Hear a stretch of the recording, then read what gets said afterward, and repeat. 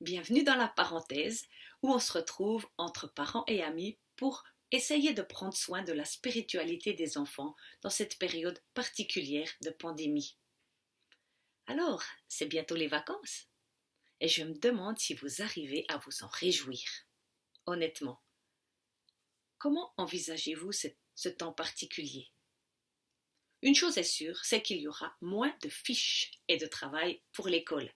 Mais d'un autre côté, on peut avoir peur que tout ce qu'on avait mis comme repère depuis quelque temps vole de nouveau en éclats. Est-ce qu'on arrivera même à faire une coupure, à prévoir une fête? Vous vous souvenez, on avait parlé de la capacité des enfants à gérer des situations nouvelles et inconnues. Eh bien, en revoilà une belle. Nous, en tant qu'adultes, on a plus l'habitude que les enfants de Pâques, juste parce qu'on est plus vieux. Et en plus, on avait fait des projets. Même si c'était de rester à la maison, maintenant, plus rien n'est pareil. Alors, la première question à se poser, elle est pour nous, avant de la poser aux enfants. Qu'est-ce que j'aime et j'attends de particulier pour Pâques et ses vacances? Faut bien réfléchir, et on peut même le noter. C'est important. Pour moi, Pâques, ce serait rien sans ça. Du côté des enfants, c'est peut-être plus facile de récolter leurs attentes parce que depuis quelques jours, eh bien, ils teignent des œufs, ils comptent et exposent les lapins au chocolat, ils préparent des décos, font des bricolages, des recettes, ils nous annoncent des grasses mat et je ne sais pas quoi encore. Mais on peut aussi leur poser clairement la question: qu'est-ce que tu aimes particulièrement à Pâques? On peut imaginer faire un reportage dans la famille. Pour ma part, j'ai prévu un fil où chacun peut poser un symbole, un dessin, un objet qui lui parle particulièrement de Pâques. Vous vous souvenez? Les symboles, les mots, ce sont des points de repère. Ce que je sais, c'est que les enfants, même s'ils sont en vacances ou dans des situations exceptionnelles comme c'est le cas actuellement, les enfants ont besoin de rituels. Je n'ai pas dit des rites, c'est pas pareil. Des rituels, des éléments qui arrivent à un moment donné et qui représentent quelque chose d'important. Une fête de famille, par exemple, avec des caractéristiques spéciales ou pas, ça peut être un rituel. Quelque chose que l'on fait à un moment donné et que l'on peut s'attendre à retrouver d'une fois à l'autre.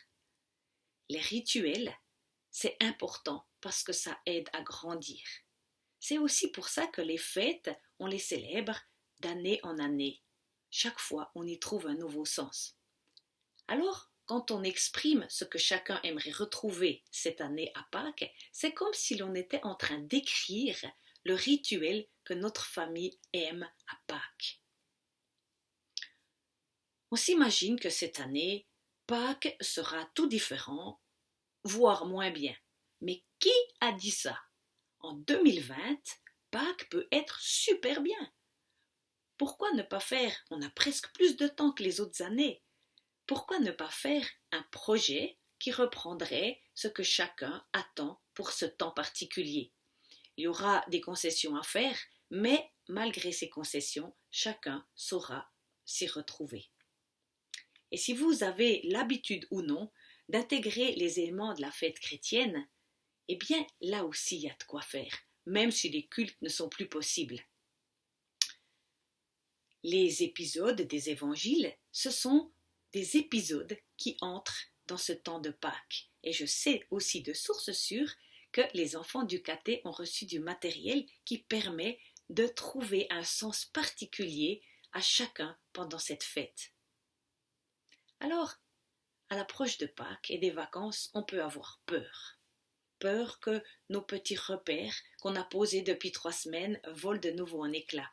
Mais on peut aussi se dire que cette année, on va marquer le coup et que ça va aussi nous aider à bien continuer par la suite. C'est plutôt ce que j'ai tendance à croire. Alors, j'aimerais vous souhaiter à chacun bon préparatif de Pâques et des vacances en famille et à bientôt.